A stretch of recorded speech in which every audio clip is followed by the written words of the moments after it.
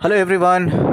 चलिए, एक फेमिनिन का क्वेश्चन आया है, वो क्वेश्चन आप सुनिए, उसके बाद हम बात करते सर, आपने जो अभी लेटेस्ट वीडियो डाला है उससे एक रिलेटेड क्वेश्चन है कि जब मैट्रिक्स में मैस्कुलिन रहते हैं तो वो इमोशनली किसी से कनेक्ट नहीं हो पाते हैं और सेल्फिश बिहेवियर रखते हैं और अपने फेमिनिन के बारे में उतना नहीं सोच पाते हैं। लेकिन यही वो जब थर्ड पार्टी में जाते हैं तो वो उनके आगे पीछे घूमते हैं और जबकि उनको वहां से कोई रिस्पेक्ट और उतना प्यार नहीं मिलता जैसे उनकी फेमिनिन करती है, जो अनकंडीशनल फेमिनिन फेमिनिन प्यार उनको देती है, लेकिन उसका कदर नहीं होता। और फेमिनिन और थर्ड पार्टी में वैसा कोई कंपैरिजन भी नहीं कर सकता है कोई। उन्हें भी ये पता रहता है लेकिन फिर भी वो थर्ड पार्टी में रहते हैं। तो ऐसा क्या होता है उनके साथ जो ऐसा करते हैं वो?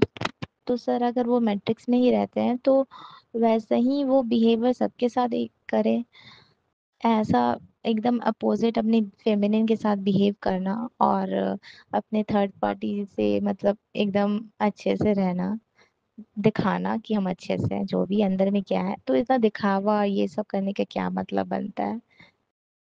और ना ही वो खुश है अंदर से। इनका क्वेश्चन मैं एक बार रिपीट करता हूँ। इनका क्वेश्चन ये है कि आपने कहीं एक वीडियो में कहा था कि जो मैस्कुलाइन होते हैं जब वो मैट्रिक्स में होते हैं तो इमोशनली वो कनेक्ट नहीं कर पाते अपनी डीएफ से। मैं कहूँगा कि डीएफ से क्या, वो किसी से कनेक्ट नहीं कर पाते, ठीक है। तो लेकिन ये जो थर्ड पार्टी होती है, अब थर्ड पार्टी हो सकता है उसकी वाइफ हो या कोई गर्लफ्रेंड हो, कोई भी हो सकता है, ठीक है। तो उनके सोबत क्यों ये इतना आगे पीछे दौड़ते रहते हैं, क्यों उनको इतना टाइम अटेंशन वो देते हैं। लेकिन इधर एक तरफ देखा जाए तो एक डिवाइन फेमिनिन उनके लिए रहती है, जो अनकंडीशनल लव से देती रहती है, केयरिंग करती रहती है, इमोशनल सपोर्ट देती रहती है। वो चीज़ें क्यों उनको दिखाई नहीं देती। तो एक थर्ड पार्टी के पीछे वो क्यों इतना भागते हैं, इनका ये एक्चुअली क्वेश्चन है। इसको हम समझेंगे क्या है करके। फर्स्ट ऑफ ऑल, ये वीडियो शुरू करने से पहले एक रिक्वेस्ट करता हूँ मैं सभी फेमिनिन से, जो थर्ड पार्टी, ठीक है, गर्लफ्रेंड को आप थर्ड पार्टी बोलते चलो इट्स ओके, बट आपका मैस्कुलिन है या आप किसी से प्यार करते हो, ऑलरेडी इंसान वो मैरिड है, उसकी वाइफ है, तो उसकी वाइफ को आप थर्ड पार्टी बुला नहीं सकते। वो उसकी वाइफ है, एक्चुअली वाइफ, लीगल वाइफ है। जब उसने शादी की उस औरत से, चाहे वो मंगलसूत्र उसने डाला है या 1000 लोगों के सामने या कुछ लोगों के सामने उसको लीगली एक्सेप्ट किया है कि शी इज़ माई वाइफ, वो औरत ने एक्सेप्ट किया कि ही इज़ माई हस्बैंड, एक रिश्ता है। अक्सर क्या होता है, जो मैं रिलेशनशिप काउंसलिंग लेता हूँ तो हम क्यों जो हस्बैंड वाइफ होते हैं उनमें प्यार नहीं होता है। ये अगर देखा जाए तो एक सर्वे के हिसाब से मोर देन 80% जो मैरिड कपल्स है उसमें दो टाइप की मैरिज होती है, love marriage and arrange marriage, दोनों होते हैं। उसमें मोर देन 80% कपल्स खुश नहीं है, not happy in their marriage. चाहे वो, मैं ये जो सर्वे बोल रहा हूँ ये इंडिया का नहीं है, ये all over the world, all over the globe. तो जब कोई इंसान एक्सेप्ट करता है किसी औरत को, ये मेरी वाइफ है, तो वो दूध पीता हुआ बच्चा नहीं है, ठीक है। उसे सब पता रहता है, सही क्या है गलत क्या है सब पता रहता है। सब पता रहने के बावजूद वो शादी करता है। हाँ, मैरिजेस वर्कआउट नहीं करती है, वर्कआउट इसलिए नहीं करती है क्योंकि जो हमारी एज होती है, बहुत से लोग मुझे पूछते हैं कि सर क्या एज है शादी, आप रिलेशनशिप काउंसलिंग लेते हो तो एज, प्रॉपर एज क्या है शादी के लिए। तो मैं कहता हूँ प्रॉपर एज तब होती है किसी इंसान के लिए, चाहे वो फीमेल हो या मेल हो, जब वो फिज़िकली से ज़्यादा इमोशनली मैच्योर होती है, ठीक है। अब हम लगभग अकॉर्डिंग टू साइंस कि 18 से 20 साल में एक इंसान फिज़िकली मैच्योर हो जाता है, लेकिन वो मैटर नहीं करता। इट्स नॉट ए साइन कि आप फिज़िकली मैच्योर हो गए तो आप शादी के लिए प्रिपेयर हो गए। नो, शादी के लिए फिज़िकली आप मैच्योर तो हो ही जाते हो, बट आपको उसके बाद मेंटली या इमोशनली मैच्योर होना भी बहुत ज़रूरी होता है। यू शुड नो कि भाई मुझे कैसा पार्टनर चाहिए, मुझे कैसा पार्टनर एक्चुअली चाहिए, वो मुझे पता रहना चाहिए, आपको पता रहना चाहिए, आपको चूज़ करना चाहिए। बट हमारे इंडिया में हो या कहीं कंट्रीज़ में हो, अरेंज मैरिजेस होती है जहाँ हमारे पेरेंट्स हमें चूज़ कर लेते हैं और हमें भी पता नहीं रहता कि हमें कैसा मैरिज चाहिए। हम कभी कभी पेरेंट्स को बोल देते हैं, स्पेशली मेल्स भी बोल देते हैं, फीमेल्स भी बोल देते हैं, ठीक है आप कोई भी लड़का मेरे लिए देख लो, कोई भी लड़की आप मेरे लिए देख लेना, मैं एक बार देख लेता हूँ, अगर लड़की अच्छी है तो हाँ करके बोल देना, मुझे भी एक बार दिखा देना, ठीक है। मुझे भी आप एक बार नहीं दिखाओ तो भी चलेगा, लड़की देख लो आप अच्छी है, लड़का देख लो आप अच्छा है, तो आप हाँ करके बोल देना। मतलब हमें उस टाइम पे पता नहीं होता कि यार क्या कैसा पार्टनर हमें चाहिए, क्योंकि हमारे अंदर एक फिज़िकली तो मैच्योर हो जाते हैं हम लोग शादी के लिए, बट हम एक इमोशनल मैच्योरिटी हमारे अंदर नहीं रहती है।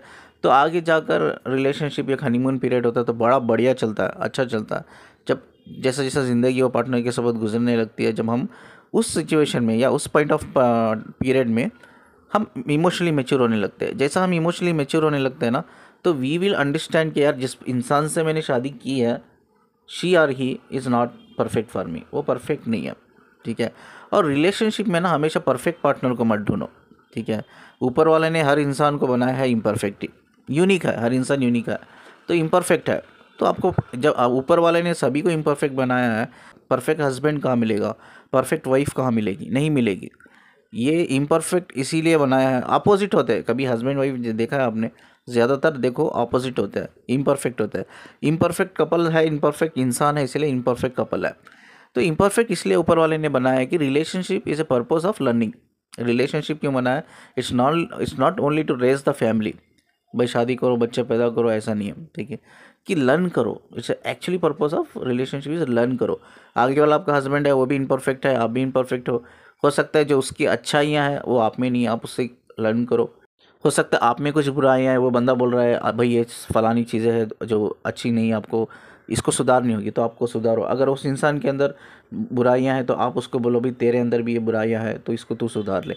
यानी कि हर इंसान चाहे मेल हो या फीमेल हो, अच्छाई बुराइयां दो भी होती है, पॉजिटिव पॉइंट नेगेटिव पॉइंट होते ही है। तो हमें अपने जो पॉजिटिव पॉइंट होते हैं उस पर काम करके हमें उसके थ्रू आगे बढ़ना है, और जो नेगेटिव पॉइंट होती है हमें उससे नेगेटिव पॉइंट को जो भी है उससे हमें बाहर निकलना है, ठीक है। इसे पार्ट ऑफ लेसन समझकर लर्न करके उससे हमें लाइफ से बाहर निकल कर नेगेटिव पॉइंट को हमें आगे बढ़ना है, हमारे जो भी पॉजिटिव पॉइंट होते हैं। यानी कि रिलेशनशिप जो होता है ना, it's actually purpose of learning. तो ये है रिलेशनशिप। तो जब कोई इंसान शादी करता है, चाहे फीमेल हो या मेल हो, वो दूध पीते बच्चे तो नहीं है वो लोग, ठीक है, कि ऐसा ही डिसाइड कर लिया कि इससे शादी करना है। चलो आपने शादी कर ली, ठीक, किसी फेमिनिन से आपने शादी कर ली या फेमिनिन मैस्कुलिन से शादी कर ली, तो आगे पता चल रहा है कि यार ही और she is not perfect for me, वो मेरा पार्टनर नहीं है, क्योंकि आप अभी मेंटली मैच्योर हो गए हो, इमोशनली मैच्योर हो गए हो, अभी चीज़ें आपको समझ में आ रही है कि मुझे कैसा पार्टनर चाहिए। तो सिर्फ ये समझ कर कि यार ये मेरे टाइप का नहीं है, ही और she not deserve for me as a partner, ये सोच कर आप उसको थर्ड पार्टी नहीं बुला सकते, ठीक है। आप उसे पीछा नहीं छुड़ा सकते। आप एक इंसान हो, पहले आप इंसान हो, बाद हस्बैंड हो, ठीक है। हैज़े चलो मानते हैं आप अपनी वाइफ से प्यार नहीं करते क्योंकि आप मेंटली ग्रो कर चुके हो, समझ में आ गई चीज़ें। चलो एक वाइफ है, वो अपने हस्बैंड से प्यार नहीं करती, रीज़न ये है कि वो भी इमोशनली मैच्योर हो गई। अब उसको पता चला कि जो मेरा हस्बैंड है is not made for me, ये मेरे लिए डिजर्विंग नहीं है, ये पार्टनर मेरे लिए नहीं है। इट्स ओके, कोई बात नहीं। आप प्यार नहीं करते, आप एक्सेप्ट नहीं कर रहे हो एज ए पार्टनर, कोई बात नहीं, बट एक रिलेशन तो है, एक सोशल अग्रीमेंट तो है। तो उस रिलेशंस की वजह से आपको दोनों को कनेक्ट रहना चाहिए। उस रिलेशंस के खातिर एक दूसरे को आपको एक्सेप्ट करके एक दूसरे से रेस्पेक्ट, एटलीस्ट एक रेस्पेक्ट होनी चाहिए, एक दूसरे के बीच में एक रेस्पेक्ट होनी चाहिए, अंडरस्टैंडिंग होनी चाहिए। अगर प्यार ना हो तो भी चलो, कई केसेस में जहाँ प्यार नहीं होता वहाँ रेस्पेक्ट नहीं होती है, बट एटलीस्ट एक मिनिमम रेस्पेक्ट तो आपको देना है, जिससे आगे वाला इंसान चाहे फीमेल हो, मेल हो, हस्बैंड हो या वाइफ हो, उसको हर्ट ना हो, ठीक है, उसको डिसअपॉइंटमेंट ना हो, ठीक है। तो divorce is not A option, divorce is not actually not A option. Divorce एक फाइनल ऑप्शन है। और फाइनल ऑप्शन कब है भाई? आपका रिलेशनशिप इतना बिगड़ गया है, आपका जो पार्टनर है वो नार्सिस्टिक पार्टनर है, सरकास्टिक पार्टनर है, टॉक्सिक रिलेशनशिप में आप सफ़र कर रहे हो, वो बंदा आपको मार रहा है, या वो बंदे के अंदर कोई मैट्रिक्स बिहेवियर है जो डेली शराब पीकर आपसे आके ज़बरदस्ती करता है, आपके साथ मारता है, गाली गलौज करता है, मतलब जो बियॉन्ड बाउंड्रीज जा रही चीज़ें जो जाना नहीं चाहिए। जब चीज़ें बियॉन्ड बाउंड्रीज जा रही है, इट्स अ फाइनल ऑप्शन कि आप डिवोर्स ले सकते हो। जब आपको लग रहा है कि यार ये बंदा नहीं सुधरेगा, जब आपको लग रहा है ये बंदी नहीं सुधरेगी, तो फाइनल ऑप्शन है जब आप डिवोर्स के लिए अप्लाई कर सकते हो। सडनली आप छोटी छोटी चीज़ों के लिए डिवोर्स के लिए अप्लाई नहीं करना चाहिए। तो जो कपल्स मेरे पास काउंसलिंग के लिए आते हैं, रिलेशनशिप काउंसलिंग, मैं उनको कभी प्रीफर नहीं करता कि आप डिवोर्स लो। पहले मैं बोलता हूँ चीज़ों के ऊपर काम करो, वर्कआउट करो, अगर चीज़ें काम करती है गो हेड, आराम से एक हेल्थी रिलेशनशिप बनाने की कोशिश करो। अगर चीज़ें आउट ऑफ बाउंड्री जाती है, then last option is divorce. तो हमें चाहे वो डिवाइन फेमिनाइन हो, डिवाइन फेमिनाइन को कभी भी अपने डिवाइन मैस्कुलिन या मैस्कुलिन के वाइफ को थर्ड पार्टी नहीं बोलना चाहिए। She is legally married and she of course she deserve the respect. वो रेस्पेक्ट अपने हस्बैंड से डिज़र्व करती है और मिलना भी चाहिए उस वाइफ को, ठीक है। एक हस्बैंड को भी मिलना चाहिए और इस एक वाइफ को भी मिलना चाहिए। वो थर्ड पार्टी नहीं है एक्चुअली। डिवाइन जब आप अपने आप को बोलते हो तो क्वालिटी भी होनी चाहिए भाई। एक डिवाइन मैस्कुलिन अपनी डिवाइन फेमिनिन को रेस्पेक्ट कर रहा है, प्यार कर रहा है, और वही चीज़ एटलीस्ट अपनी वाइफ के लिए वो रेस्पेक्ट भी नहीं कर रहा है, तो वह कहाँ का डिवाइन है? एक डिवाइन फेमिनिन एक डिवाइन मैस्कुलिन को रेस्पेक्ट कर रही है, प्यार कर रही है, एटलीस्ट एक छोटी सी रेस्पेक्ट नहीं कर पा रही अपने हस्बैंड को, वो कहाँ की डिवाइन फेमिनिन है? ये डिवाइन नहीं होते लोग। तो जो भी लोग डिज़र्व करते हैं हम उनको सबको रेस्पेक्ट करना चाहिए, एक अनकंडीशनल लव रहना ही चाहिए। जब एक मैस्कुलिन या फेमिनिन एक्सेप्ट कर लेते हैं as a husband wife legally, तो एटलीस्ट चलो खुश भी नहीं अपनी रिलेशनशिप में, एक फ़र्ज़ बनता है कि यार उस रिलेशनशिप को हम आगे बढ़ाएं, चाहे अपने लिए ना सही, हमारे बच्चों के लिए, जो बच्चे हैं बच्चों की फ्यूचर के लिए, करियर के लिए। एक्चुअली बहुत करते हैं लोग, कर रहे हैं इंडिया में, तो एक्चुअली कर रहे हैं लोग, सेक्रीफाइस कर रहे हैं अपने बच्चों के लिए, ऐसा नहीं है। बट चलो जहाँ प्यार नहीं है ना, उसका मतलब ये नहीं कि रिलेशनशिप ही ख़त्म कर दो, इसका मतलब ये नहीं कि भाई डिवोर्स है, इसका मतलब ये नहीं कि कोई भी आगे वाला इंसान आके बोल रहा है वो थर्ड पार्टी है।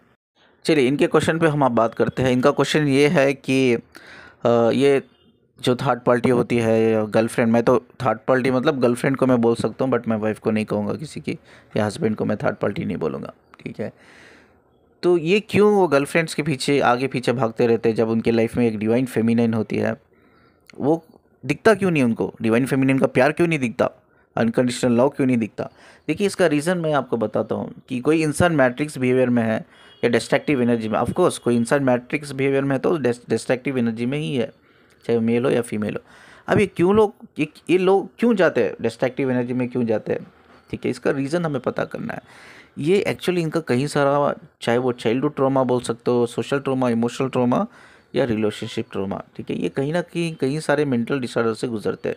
बचपन में हो सकता है भाई कहीं लोग पेरेंट्स को गवा देते हैं, वो स्टेप पेरेंट्स के साथ रहते हैं, अपनी रिलेटिव के साथ रहते हैं, जहाँ उनको प्यार नहीं मिलता, सपोर्ट नहीं मिलता, केयरिंग नहीं मिलती, एक इमोशनल सपोर्ट नहीं मिलता, उनके बेसिक्स नीड्स पूरे नहीं होते। ज़िंदगी उनके लिए बहुत पेनफुल होती है, हमेशा एक चैलेंजिंग होती है बचपन से, तो उनको पता ही नहीं होता है यार प्यार क्या होता है।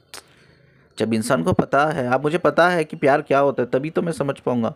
अब मुझे बचपन से वो चीज़ मिली ही नहीं है और प्यार क्या है मुझे पता ही नहीं दूर दूर तक, तो वो कैसा किसी और से प्यार कर पाएगा? आपका मैस्कुलिन डिस्ट्रक्टिव एनर्जी में, बिकॉज उसका बचपन जो है, चाइल्डहुड और उसकी जो लाइफ है अच्छी नहीं गुजरी है, it's a very bad experience, उसने लाइफ को बहुत चैलेंजिंग लेवल पे देखा है, बैड एक्सपीरियंस उसके बहुत सारे हैं। तो आप बोल रहे हो कि मैं उसकी डिवाइन फेमिनिन हूँ, मैं ऐसे प्यार कर रही हूँ, मैं ये कर रही हूँ, वो कर रही हूँ, वो क्यों मुझे नहीं देख रहा है? क्यों नहीं देख रहा? उसको पता ही नहीं कि प्यार क्या होता है। जब उसको पता ही नहीं तो क्या समझेगा प्यार को? पहला पॉइंट ये है। दूसरा रीज़न क्या है, वो भागते हैं एक ऐसा कहो कि वो डिवाइन फेमिनिन हो या कोई लड़की हो, ठीक है। तो बहुत से लोग मैस्कुलिन या लड़के होते हैं ना, वो कैजुअल रहना पसंद करते हैं, रिलेशनशिप में एक शॉर्ट टर्म पीरियड में ही रहना पसंद करते हैं, क्योंकि उनका जो मैंने कहा है ना रीज़न क्या है, टेस्टोस्टेरोन हार्मोन्स बहुत ज़्यादा रहते हैं, इसलिए फिज़िकली बहुत जल्दी अट्रैक्शन, जितना जल्दी और फिज़िकल अट्रैक्शन उनको फील होता है ना, उतना ही जल्दी फिज़िकल अट्रैक्शन कम भी हो जाता है, जैसा उनका टेस्टोस्टेरोन हार्मोन्स बढ़िया कम हो जाते हैं। तो हार्मोन्स के ऊपर काम करो। जब भी आपका टेस्टोस्टेरोन हार्मोन्स बढ़ जाते हैं ना, फिजिकल अट्रैक्शन हाई होता है। आप क्या करो, अपने टेस्टोस्टेरोन हार्मोन्स को बैलेंस करने की कोशिश करो। जब आप बैलेंस करोगे ना, आप खुद समझ में आ जाएगा ये प्यार नहीं है, ये सिर्फ एक हार्मोनल का इंटरेक्शन है दोनों के बीच में, और कुछ नहीं है। तो यही फिजिकल अट्रैक्शन होने की वजह से कुछ लड़के हैं ना कैजुअल रहना पसंद करते हैं। अब कैजुअल रहना क्यों पसंद करते हैं? अब सोचो आगे वाली लड़की बहुत सेक्सी है, मतलब उसके दिमाग में है, एक लड़के का दिमाग में एक इमेजिनेशन है कि मुझे ऐसी गर्लफ्रेंड चाहिए, कि उसके भाई उसकी बॉडी फिगर ऐसा होना चाहिए, उसका चेहरा ऐसा होना चाहिए, उसके हाथ उसके टांगे ऐसी होनी चाहिए। एक पिक्चर रहता है, एक पिक्चर क्रिएट करते हैं, जैसा अब आजकल ये जैसा पिक्चर क्रिएट्स करता है, तो उस तरह से माइंड एक पिक्चर क्रिएट करता है। जब वो पिक्चर क्रिएट करता है, एग्जैक्टली सामने वाली लड़की वैसी ही रहती है, उसका फिगर वैसा है, उसके टांगे हाथ ऐसे, नाक कान बाल सब वैसे ही है, तो बंदा बहुत जल्दी उसका टेस्टोस्टेरोन हार्मोन्स क्या होता है, बढ़ जाता है। क्यों पता है? वो लड़की को देखकर नहीं बढ़ता, क्योंकि उसका इमेजिनेशन उस लड़की के साथ मैच कर रहा है। अभी वो लड़की को देखकर उसके टेस्टोस्टेरोन हार्मोन्स नहीं बढ़ रहे, समझो इस चीज़ को। जो इमेजिनेशन एक पिक्चर बना के रखा है ना बंदे ने दिमाग पे, तो वो पिक्चर को मैच हो गया, वो लड़की एक्चुअली जो रियल सामने खड़ी है एंड उसका पिक्चर दोनों मैच हो गया।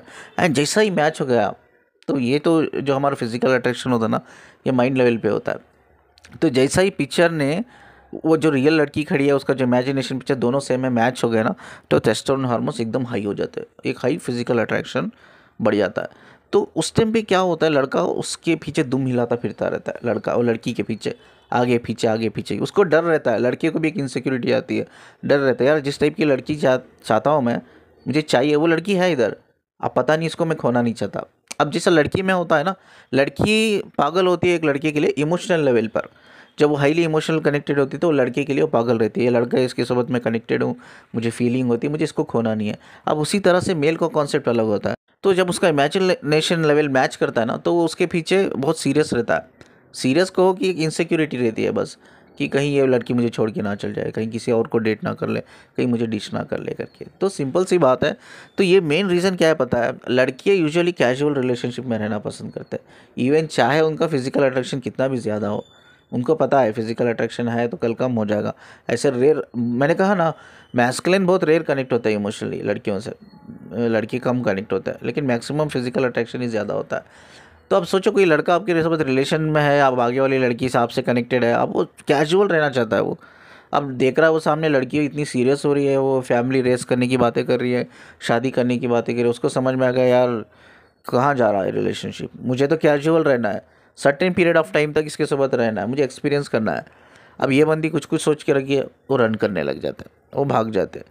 चाहे आप कितना भी उनको प्यार कर लो, इमोशन दिखा दो, इमोशनल सपोर्ट दे दो, फाइनेंशियल सपोर्ट दे दो, कुछ भी जो करना है आप कर लो उसको रोकने के लिए, वो नहीं रोकेगा। क्यों? वो आया ही कैजुअल के लिए है। जब उसको पता चल रहा है ये बंदी तो सीरियस पे सीरियस होती जा रही है ना, वो भाग जाता है। इट्स ए साइन कि वो कैजुअल रिलेशनशिप के लिए आया है, यानी कि वो सीरियस नहीं है, वो आपको प्यार नहीं करता है, बस एक हार्मोनल इंटरेक्शन है। अब उसको आपको देखकर उसका अट्रैक्शन बढ़ा, वो आया, वो उसने देखा कि यार ये तो सीरियस पे सीरियस होती जा रही है लड़की, तो भाग गया। सिंपल सी बात है।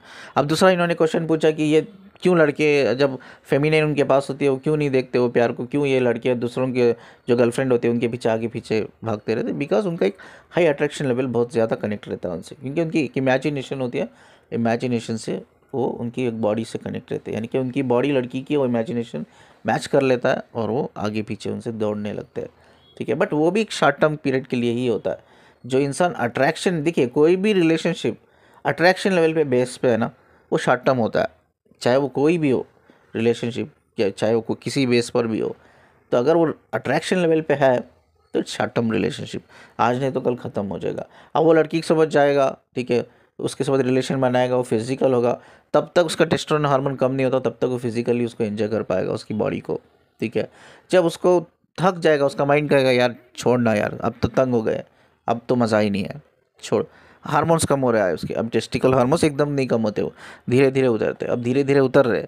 तो उसको अब माइंड बोलने लगा है कि नहीं यार, अब ये लड़की के साथ मन नहीं करता मेरा, अभी छोड़ो, चलो। अब वो लड़की से भी रन करने लगता है। कहने के लिए तो उसकी इमेजिनेशन है, परफेक्ट इमेजिनेशन है वो, मतलब जो लड़की वो चाहता था वही लड़की है, बट हार्मोनल टेस्टोस्टेरोन कम होते होते होते इतने कम हो गए and he is no more interested कि वो रन करता है, उस लड़की से भी रन करता है। तो लड़कियों को, जो लड़कियां इमोशनली कनेक्ट होती है, तो ये ऐसा नहीं सोचना चाहिए भाई मेरा जो बॉयफ्रेंड है किसी और लड़की के साथ कनेक्ट है बिकॉज वो थोड़ी सेक्सी है या अट्रैक्टिव है, ब्यूटीफुल है, तो वो भी शॉर्ट टर्म ही है। कोई भी इंसान अट्रैक्शन लेवल पे जा रहा है ना, इट्स ओनली शॉर्ट टर्म।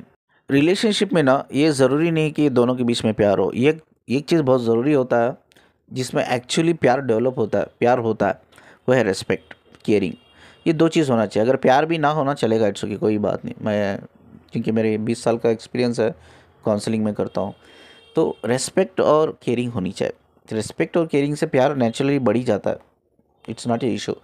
तो वो दो चीज़ रिलेशनशिप में होनी चाहिए। अगर कोई इंसान से आपका प्यार नहीं है या वो प्यार नहीं करता, कोई बात नहीं, सोचने की ज़रूरत नहीं। अगर वो इंसान आपकी रेस्पेक्ट करता है ना, आपको वैल्यू देता है या आपकी केयरिंग करता है, तो that person is best person. प्यार तो नेचुरली हो ही जाता है उनके बीच में, चाहे वो इमोशनल वाला ना हो, लेकिन एक रेस्पेक्ट वाला प्यार होता है ना, कि वो मेरी रेस्पेक्ट करता है, वैल्यू करता है, आई रियली लाइक इट, या मैं उसको अप्रिशिएट करती हूँ। तो वो एक चीज़ है ना, वो एक चीज़ कनेक्टिविटी जोड़ के रहती है आप दोनों के बीच में। ठीक है, तो बहुत इंपॉर्टेंट चीज़ है। और दूसरी चीज़ है ना, तो रिलेशनशिप, देखो कई सारे रिलेशनशिप जो है ना, एक हार्मोनल इंटरेक्शन की वजह से होता है। आपके कई सारे, मेरे पास लव मैरिजेस आते हैं, वो बोलते हैं सर मैंने तो प्यार किया, हमने घर से भागकर शादी की, अब तो ऐसा मन करता है कि ये इसकी शक्ल देखना भी पसंद नहीं मुझे, ये मर्द की शक्ल देखना ही पसंद नहीं, वो मर्द बोलता है ये औरत की शक्ल देखना ही पसंद नहीं। तो शादी किस लेवल पे हुई उनकी? भागकर। ठीक है, प्यार में थे, मतलब ऐसा प्यार कि उन लोगों ने, घर वालों ने नहीं माना, उन्होंने भाग के शादी कर ली, इतना गहरा प्यार। अब मेरे पास काउंसलिंग ले आके लोग बोल रहे हैं कि अब तो शक्ल ही देखना पसंद नहीं है। मैरिज होकर ज़्यादा नहीं हुआ है, 6 महीने में, बस 1 साल हुआ है, बस 1 साल में हो गया, ख़त्म हो गया प्यार। तो कई सारे मैरिजेस जो होते हैं ना, हम फिज़िकली मैच्योर होते हैं लेकिन इमोशनली मैच्योर नहीं होते हैं, हमें पता नहीं होता हमें कैसा पार्टनर चाहिए, तो हम वो जो डिसीशंस हम लेते हैं ना, वो जो हार्मोनल इंटरेक्शन दोनों के बीच में होता है, औरत मर्द के बीच में, लड़का लड़की के बीच में, वो हार्मोनल इंटरेक्शन के बेस पे हम फैसले ले लेते हैं। अब जब हम इमोशनली मैच्योर होते हैं, then we get to know कि we are not perfect for each other. तो कई सारे मैक्सिमम लोग यही गलती करते हैं। अब क्या हो गया, शादी हो गई, बच्चे हो गए, तो एटलीस्ट आपको एक हेल्थी रिलेशनशिप बनाना है। वो हेल्थी रिलेशनशिप क्या है? मेक श्योर कि आप एक किताब लो, एक पेपर लो। अब जो मैरिड पीपल है, प्यार नहीं है दोनों के बीच में, फिर भी एक हेल्थी रिलेशनशिप बनाना है कि मेक श्योर पेपर लो, जो चीज़ें आपको कनेक्ट करती है वो चीज़ें पहले लिख लो, जो चीज़ आपको डिस्कनेक्ट करती है, यानी कि कोई भी चीज़ जिसके भी होने से या कोई भी कन्वर्सेशन होने से, कम्युनिकेशन होने से आप दोनों के बीच में आर्ग्यूमेंट शुरू होता है, तो वो टॉपिक कभी लाइफ में नहीं उठाना है।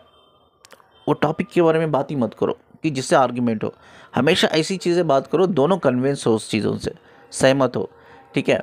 और हस्बैंड वाइफ जब आप बनते हो ना, वो रिश्ते को सेकेंडरी रखो। प्राइमरी रिश्ता जो होना ना हस्बैंड वाइफ के बीच में भी एक फ्रेंडशिप का रिश्ता होना चाहिए, ठीक है। फ्रेंडशिप के रिश्ते में ये एक इंपॉर्टेंट चीज़ देखनी है कि आप दोनों के बीच में कॉमन चीज़ें क्या है। हो सकता है भाई आपको मूवी देखना पसंद है, आपके हस्बैंड को भी मूवी देखना पसंद है, तो आप दोनों मूवी जाओ, ठीक है। हो सकता है कोई पर्टिकुलर गेम है, स्पोर्ट है, आप खेलना पसंद करते हो।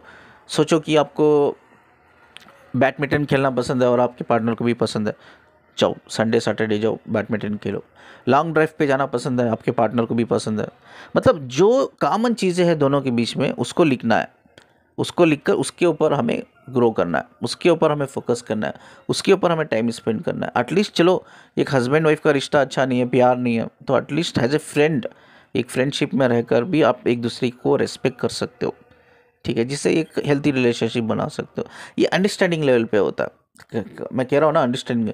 लेकिन जब आपका पार्टनर ही टॉक्सिक है, आपका पार्टनर ही सरकास्टिक है, नार्सिस्टिक है, तो आप क्या कर सकोगे? आप कुछ नहीं कर सकोगे। उस टाइम पे वो फाइनल ऑप्शन है डिवोर्स लेना है। उससे पहले तो आपको काम करना है। काम कैसा करना है? कॉमन इंटरेस्ट, पहले दोस्त बनो, हस्बैंड वाइफ तो हो ही आप, पहले दोस्त का एक रिश्ता कायम करो। जो कॉमन इंटरेस्ट है उस पर आप काम करो, उसमें एक अच्छा हेल्थी रिलेशनशिप बना सकते हो। दोनों के बीच में रेस्पेक्ट होगी। हाँ, अगर हस्बैंड भी वाइफ के बीच में प्यार भी नहीं है ना, तो एटलीस्ट रेस्पेक्ट बिल्ड करने की कोशिश करो, अंडरस्टैंडिंग लेवल पे, इंटेलेक्चुअल लेवल पे, तो वो भी एक हेल्थी रिलेशनशिप बना सकते हैं। ऐसा ज़रूरी नहीं है कि भाई रिलेशनशिप में है तो प्यार होना ही चाहिए, ये बिल्कुल ज़रूरी नहीं है। आपको बताऊँ 80% of the couples, more than 80% of the married couples सारे वर्ल्ड में, दे आर नॉट हैप्पी। प्यार एक्चुअली है ही नहीं। मैंने कहा ना, प्यार इट्स बहुत रेयर होता है, सभी को नहीं होता, इट्स बहुत रेयर होता है। तो ये जो गलतियाँ हम करते हैं वो ऑलमोस्ट ये जो हमारे हार्मोनल इंटरेक्शन की वजह से ही होते हैं, ठीक है। तो कोई भी इंसान आपसे सिर्फ फिजिकली अट्रैक्ट होकर आपके साथ रिलेशनशिप में है तो लॉन्ग लास्टिंग नहीं होगा। तो आपको उस इंसान से, स्पेशली फेमिनाइंस को मैं बोल रहा हूँ कि फेमिनाइंस को वो मैस्कुलिन से कभी भी इमोशनल कनेक्शन नहीं जोड़ना चाहिए, कोई भी एक्सपेक्टेशन नहीं रखना चाहिए। जो रिश्ता अट्रैक्शन के बेस पे है, आज नहीं तो कल उसका ब्रेकअप ही होगा और लॉन्ग लास्टिंग नहीं चलेगा। तो आपको इमीडिएटली चेजिंग करना स्टॉप कर देना चाहिए रिलेशनशिप में। उस पॉइंट ऑफ टाइम में जब आप समझ गए कि ये तो बंदा कैजुअल रिलेशनशिप के लिए आया है, ये फिजिकल अट्रैक्शन है मुझसे, तो चेजिंग करना या इमोशनली कनेक्ट होना या उसके साथ फैमिली प्लानिंग करना शादी से पहले ही, तो ये सब चीज़ें स्टॉप करनी चाहिए। क्योंकि वो इंसान आपका नहीं हो सकता और लाइफ में वो किसी का नहीं हो सकता। आपको लगता है भाई उसकी गर्लफ्रेंड है, वो बहुत उससे ज़्यादा खूबसूरत है इसलिए वो गया है करके, नहीं नहीं नहीं, वो सिर्फ एक अट्रैक्शन लेवल पे गया है। वो बॉडी में, उसकी बॉडी को देख कर गया है। जैसा वो फिजिकल होगा उस मल्टीपल टाइम उसके साथ, उसका टेस्टोस्टेरोन हार्मोन कम हो जाएगा एंड वो बैक टू द बिजनेस, वापस वो उसको भी छोड़ देगा। और एक इंपॉर्टेंट चीज़ है ना, वो है एक डिवाइन फेमिनिन को एक डिवाइन मैस्कुलिन ही समझ सकता है। भाई डिवाइन मैस्कुलिन कौन होता है ये भी मैं आपको बता दूं, या डिवाइन फेमिनिन वो नहीं होते जो जर्नी में होते हैं। डिवाइन मैस्कुलिन का मतलब वो है जो अवेकन है, चाहे वो सोल जर्नी में है या नहीं है, वो सोलमेट में है या नहीं है, वो ट्विन फ्लेम है या नहीं है, मैटर ही नहीं करता।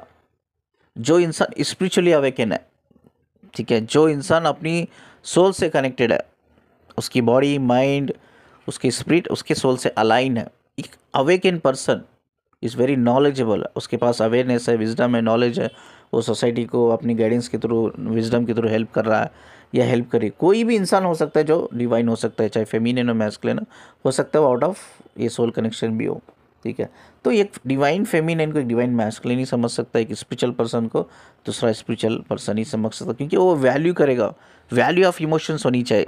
कोई मेल आ रहा है ना, अगर कोई लड़की उससे इमोशनली कनेक्ट हो रही है तो उसकी इमोशंस की वैल्यू उसको करनी आना चाहिए, तभी वो रिलेशनशिप एक हेल्थी रिलेशनशिप बन पाएगा तभी वो इंसान आपके प्यार को समझ पाएगा। जैसे फेमिनिन ने पूछा मुझे कि क्यों नहीं समझते अनकंडीशनल लव को, फेमिनिन इतना केयरिंग देती है, इतना केयरिंग करती है, इतना इमोशनल सपोर्ट देती है, इतना प्यार करती है, क्यों नहीं समझते? बिकॉज वो डिस्ट्रैक्टिव एनर्जी में है। उसकी उस डिस्ट्रैक्टिव एनर्जी का मतलब ये है कि उसके सोबत उसके जो चक्रा है, 7 चक्रा, उसका जो एनर्जी चैनल है, उस एनर्जी चैनल से कई लड़कियों की एनर्जी कनेक्टेड है, ऑलरेडी मल्टीपल लड़कियों के साथ कनेक्टेड है, ठीक है, कई लोगों की एनर्जी कनेक्टेड है। तो डिस्ट्रैक्टिव है मतलब इट्स नॉट क्लियर, उसको कंफ्यूजन में, उसको भी पता नहीं कि आपकी डिवाइन फेमिनिन की एनर्जी कौन सी है उसमें करके, फील ही नहीं कर पाता, और फील करता है तो भी समझ में नहीं आता उसको। तो एक अनअवेकन मैस्कुलाइन या एक डिस्ट्रैक्टिव मैस्कुलाइन के पीछे भागना स्टॉप कर दो। अगर कोई भी इंसान आपके साथ रिलेशनशिप में आता है तो पहली चीज़ ये इंपॉर्टेंट है कि उसकी आपकी इमोशंस की कदर उसके अंदर होनी चाहिए। आपको पता, उसको पता रहना चाहिए यार कितना इंपॉर्टेंट है इमोशनली कनेक्ट होना एक दूसरे से, कितना इंपॉर्टेंट है एक दूसरे की रेस्पेक्ट करना, वैल्यू करना कितना इंपॉर्टेंट है। वो जाकर एक बेहतर रिलेशनशिप, एक हेल्थी रिलेशनशिप बना सकते हैं। साइकोलॉजी में एक रिसेंटली एक डेटा निकला है, तो मोर देन 70% ऑफ वीमेन, औरतें टॉक्सिक, जो टॉक्सिक मेल होते हैं उनसे कनेक्टेड होती है। ये क्यों कनेक्ट होती है? जो डिवाइन फेमिनिन हो या फेमिनाइन हो, ये एक्चुअली उनसे प्यार नहीं रहता। जो टॉक्सिक लोग होते हैं, टॉक्सिक मेल होते हैं, उनसे प्यार नहीं होता, बस उनके वो दर्द से कनेक्ट हो जाते हैं। तो वो टॉक्सिक है का मतलब वो डिस्ट्रैक्टिव एनर्जी में है, मैट्रिक्स में है वो, ठीक है, मैट्रिक्स बिहेवियर में। वो क्यों है? क्योंकि उसकी कंडीशनिंग ठीक से नहीं हुई है। वो क्यों है? उसकी बचपन अच्छा सा नहीं गुजरा, बहुत चैलेंजेस फेस किया उसने, क्रिटिसिज्म उसने फेस किया है, तो प्यार क्या है उसको पता ही नहीं।